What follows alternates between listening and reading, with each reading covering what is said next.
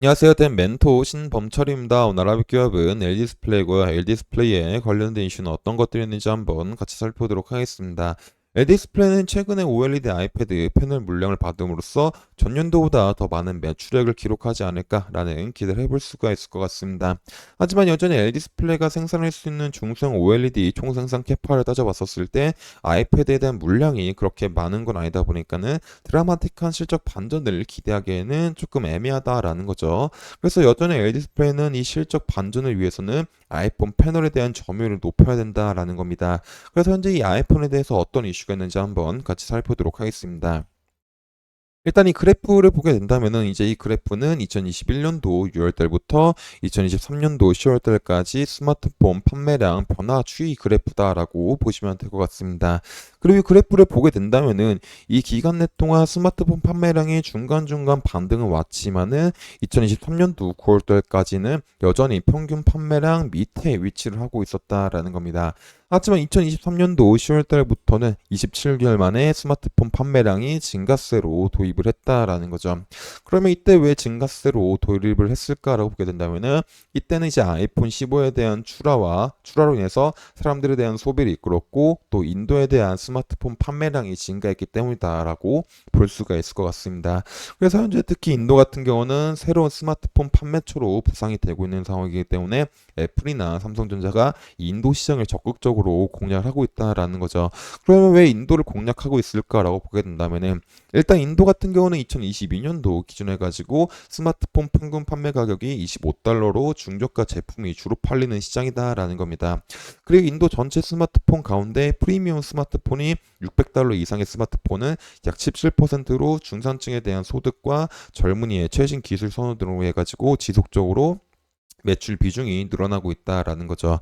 그리고 또 다른 거는 현재 전 세계 스마트폰 보급률이 70%가 넘어가고 있는데 작년 4월달 기준으로 인도는 인구가 14억이 넘지만 아직까지도 스마트폰 보급률이 50% 초반에 그치고 있다 보니까 이 인도에 대한 스마트폰 시장 성장 가능성이 한참 남아있다라고 판단하고 있기 때문에 최근 애플과 삼성이 이 시장을 적극적으로 공략을 하고 있다라는 거죠. 특히 이제 애플 같은 경우는 연간 2억대에 대한 스마트폰을 생산해가지고 판매하고 있는데 이 판매하고 있을 때 전체 출하량과 이 판매가 대부분 중국에서 이루어지고 있다라는 거죠. 그래서 여전히 애플 같은 경우는 중국이 최대 제조 허브이자 최대 해외 생산 기지다라고 보시면 될 것 같습니다. 하지만 최근 중국 정부가 이 공공기관 내 외국산 스마트폰 사용을 금지하게 되면서 하웨이 테크놀로지 등 중국 업체들과의 경쟁이 격화되면서 중국 내 아이폰 판매가 급격하게 줄어들고 있다라는 겁니다.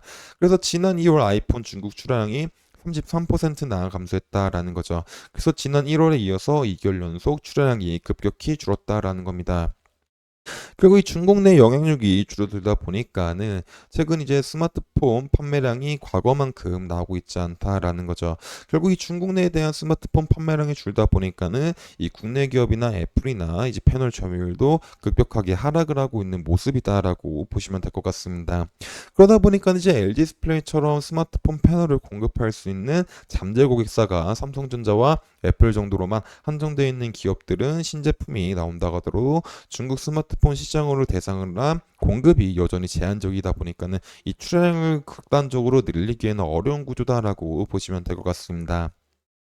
하지만 반대로 중국 같은 경우는 수년 전부터 수주원을 투자해가지고 플렉시블 OLED 시장에 대응해왔고 최근 이 플렉시블 OLED에 대한 수율이 안정화가 되게 되면서 하웨이나 샤오미나 오포, 비보 등 글로벌 스마트폰 중국 업체가 중국 정부의 기조에 따라서 자국 업체가 생산한 디스플레이 패널을 탑재하려는 유인이 강하게 작용하고 있기 때문에 중국의 디스플레이 패널 업체인 비오이나 비전옥스나 천마 차이나스타 등의 기업들이 샤오미와 하웨이, 오포 등으로 증가하고 있는 자국 내 플렉시블 OLED 수요를 기반으로 해가지고 상당히 높은 출하량을 유지를 하고 있다라는 겁니다. 그래서 옆에 표를 보게 된다면은 결국 중국 기업에 대한 영향력이 높다 보니까는 스마트폰 세트 업체별 수요 동향에서 애플 같은 경우는 전년도보다 굉장히 하락한 모습을 보여주고 있다라는 거죠. 그리고 2024년도 2분기 마찬가지로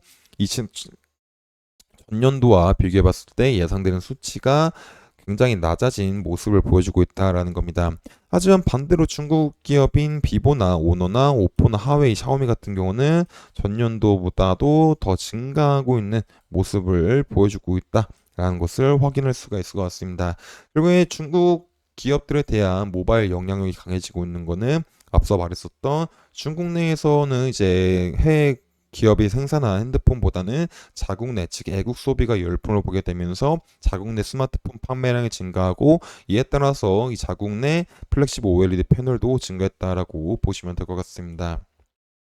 그래서 결국 중국에서는 이 애플에 대한 영향력이 점점 줄어들다 보니까는 현재 애플은 탈중국을 하기 위해서 전체 아이폰의 25%를 인도에서 만들겠다라고 선언했다라는 거죠. 그리고 2025년도 이후에는 애플은 1,000만 대 이상의 아이폰을 인도에서 추가로 생산할 거고, 인도 내 아이폰 생산 비중을 30% 이상으로 맞추겠다라는 기조를 보이고 있다라는 겁니다. 그래서 현재 LG 디스플레이 같은 경우는 이 애플 아이폰이 중국에서의 영향력이 점점 줄어들다 보니까는 모바일 출하도 줄어들게 되면서 이 패널에 대한 출하도 지속적으로 조금은 저조한 모습을 보여주고 있기 때문에 24년도 1분기에도 많은 매출을 기록하기에는 조금 힘든 모습을 보여주고 있고, 이 기조가 지속이 되게 된다면은 2024년도 2분기에도 살짝은 힘든 모습을 보여주지 않을까라는 생각을 해볼 수가 있을 것 같습니다. 그래서 2024년도 이제 상반기까지만 하더라도 LG 디스플레이가 엄청난 매출을 올리기에는 조금 힘들 수가 있다라고 보시면 될 것 같습니다. 하지만 지속적으로 이제 애플 같은 경우는 중국을 넘어서 다른 시장을 지속적으로 공략을 하고 있기 때문에, 이 공략이 성공하게 된다면은 LG 디스플레이도 발맞춰서 이 애플에 대한 점유율을 높이게 된다면 추가적인 매출을 올리면서 다시 한번 실적 턴어라운드를 기대해 볼 수 있지 않을까 싶습니다. 그래서 이런 부분들이 앞으로 어떻게 진행될지 지속적으로 확인을 해봐야 될 것 같습니다. 그래서 이런 부분들은 제가 지속적으로 확인을 해서 여러분들한테 알려드릴 예가 보니까, LG 디스플레이에 관심 있으신 분들은 제 영상을 시청해 주시면 감사하겠습니다. 그래서 LG 디스플레이에 대한 주가도 한번 같이 살펴보도록 하겠습니다. 현재 LG 디스플레이에 대한 주가를 보게 된다면은 결국에 지속적으로 하락을 하고 있는 모습을 보여주고 있다라는 거죠. 이제 2022년도, 2020년도부터 2021년도까지만 하더라도 상승했었던 이유는 결국 OLED 시장이 북각이 되면서 LG 디스플레이가 더 많은 매출액을 올리지 않을까라는 기대감으로 상승했지만은, 결국 디스플레이 업황 시장이 침체가 되고 LG 디스플레이 같은 경우는 주력 제품에 대한 차이 때문에 영업적인 손실을 많이 입게 되다 보니까는 그로 인한 실망 매물이 많이 쏟아지게 되면서 지속적으로 주가가 하락을 하고 있다라는 겁니다. 그리고 이 주가 하락이 지금까지도 멈추지 않고 하락을 하고 있는 이유는 결국 이 아이패드에 대한 물량을 받고 있다고 함에도 불구하고 중국에 대한 영향력이 지속적으로 늘다 보니까는 극단적으로 패널 출하가 높아지고 있는 상황은 아니어서 매출액이 굉장히 이제 많이 호전되기에는 조금 어렵지 않을까라는 이제 이유들로 인해서 기대감 하락이 나오기 때문에 이제 매도 물량이 나오지 않았나라고 보시면 될 것 같습니다. 그래서 결국 LG 디스플레이 같은 경우는 이 실망 매물을 통해서 역배열의 형태를 이루고 있기 때문에 지금 당장은 어떤 주가의 상승 흐름을 생각하기에는 조금 이르지 않을까라고 볼 수가 있을 것 같습니다. 그래서 지금 당장은 LG 디스플레이를 관망하면서 향후 디스플레이 패널 업황이 어떻게 될지를 꾸준하게 살펴야 될 것 같습니다. 그래서 이런 부분들은 제가 지속적으로 확인을 해서 여러분들한테 알려드리다 보니까 LG 디스플레이에 관심 있으신 분들은 제 영상을 시청해 주시면 감사하겠습니다. 이상 대현 멘토 신범철이었습니다.